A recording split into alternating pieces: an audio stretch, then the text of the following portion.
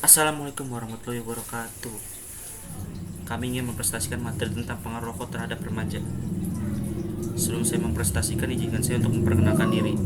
Saya sendiri Pancai Firmana dan teman-teman saya ada Fikri Ilham Ramadan, Safira Erdianingsi, Oka Ducaya, dan Helviana Bulubela. Kali ini saya akan menjelaskan pengertian rokok. Rokok atau sigaret adalah silinder dari kertas berukuran panjang antara 70 hingga 120 mm atau bervariasi tergantung negara, dengan diameter sekitar 10 mm yang berisi daun-daun tembakau kering yang telah dicacah. Rokok dapat dibakar pada salah satu ujungnya dan dibiarkan membara agar asapnya dapat dihirup lewat mulut pada ujungnya yang lainnya. Rokok biasa dijual dalam bungkusan berbentuk kotak atau kemasan kertas yang dapat dimasukkan dengan mudah ke dalam saku.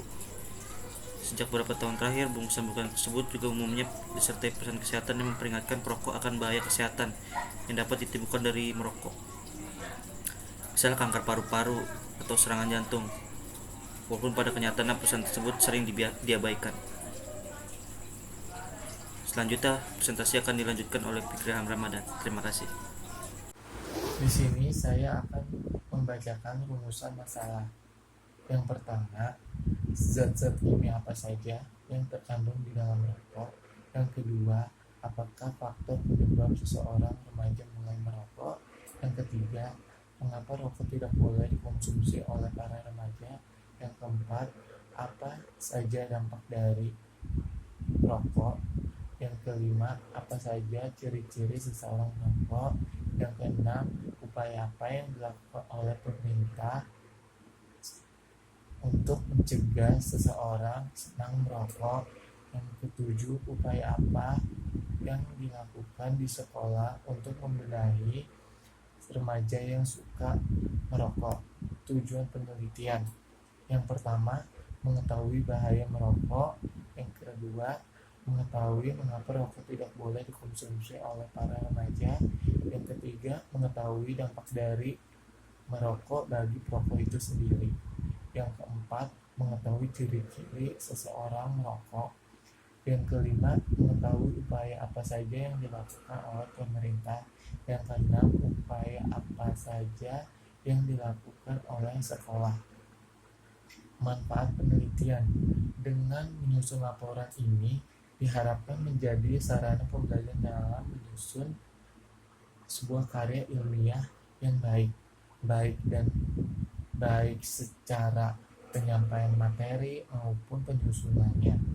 Selain itu, apabila melihat pokok bahasan yang penyusun teliti, penyusun berharap semoga laporan hasil observasi ini dapat dijadikan referensi atau paling tidak menjadi sebuah batasan atau bahan pertimbangan bagi pembaca yang ingin mengetahui tentang bahayanya merokok dan bagaimana cara untuk bisa menghindari rokok. Assalamualaikum warahmatullahi wabarakatuh. Saya Safira Erdianingsi ingin melanjutkan penjelasan dari teman saya Fikri Ilham Ramadan. Di sini saya akan menjelaskan tentang faktor apa saja yang menyebabkan remaja merokok, alasan mengapa rokok tidak boleh dikonsumsi, dan bahan-bahan kimia apa saja yang terkandung di dalam rokok. Yang pertama ingin saya jelaskan adalah faktor apa saja yang menyebabkan remaja merokok. 1. Rasa ingin coba-coba. Kedua, ikut-ikutan. Ketiga, agar terlihat lebih maco. Keempat, meniru orang tua. Dan yang kelima, untuk mencari inspirasi. Sebenarnya masih banyak lagi hal lain yang menyebabkan remaja merokok. Biasanya hal yang sering kita temui dikarenakan melihat lingkungan di sekitarnya terlalu banyak orang yang merokok sehingga remaja tersebut menjadi penasaran dan akhirnya mencoba rokok itu sendiri.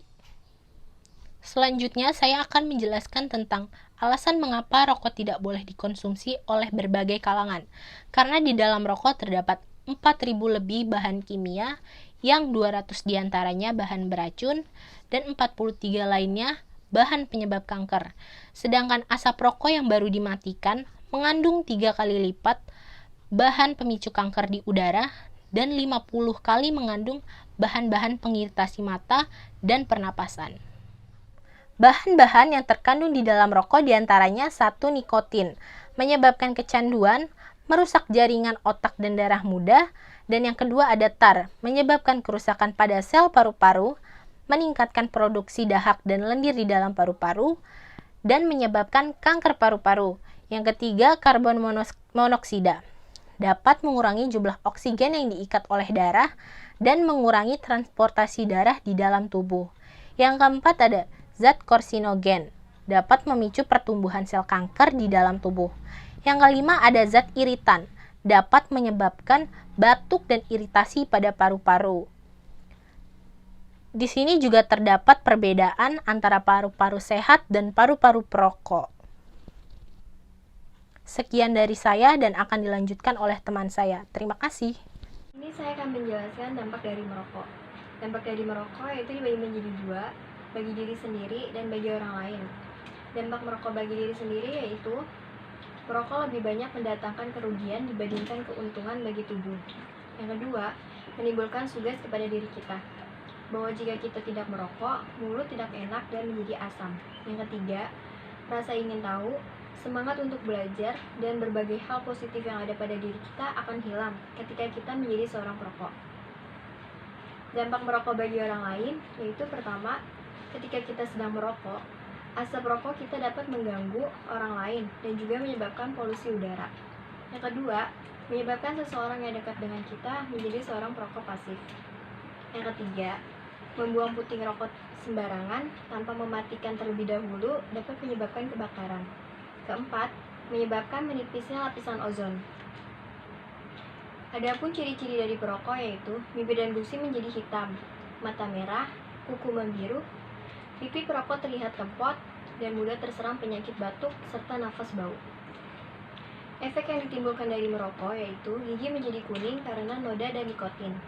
Kedua, mengganggu penciuman, mengganggu pengecapan, infeksi pada tenggorokan, kanker paru-paru, penyakit pada usus, impotensi, dan gangguan kehamilan dan janin. Selanjutnya akan dilanjutkan oleh rekan saya yaitu Helvi. Selanjutnya saya akan menjelaskan upaya pemerintah dalam mengurangi perokok. Yang pertama, upaya yang dilaksanakan oleh Kementerian Kesehatan bukan suatu kampanye anti rokok, tetapi penyuluhan tentang hubungan rokok dengan kesehatan. Yang kedua, sasaran yang ingin dijangkau adalah sasaran-sasaran terbatas, yaitu petugas kesehatan, para pendidik, para murid sekolah, para pemuka, anak-anak dan remaja, para wanita, terutama ibu hamil. Ketiga, kegiatan diutamakan pada pencegahan bagi yang belum merokok. Yang keempat, menanamkan pengertian tentang etika rokok. Selanjutnya, upaya sekolah dalam mengurangi perokok. Para guru harus lebih ketat lagi dalam melakukan pengawasan dengan menyusuri tempat-tempat yang sering dijadikan tempat untuk merokok. Selain itu, guru harus memberi sanksi tegas kepada siswa yang suka merokok agar siswa tersebut jerah.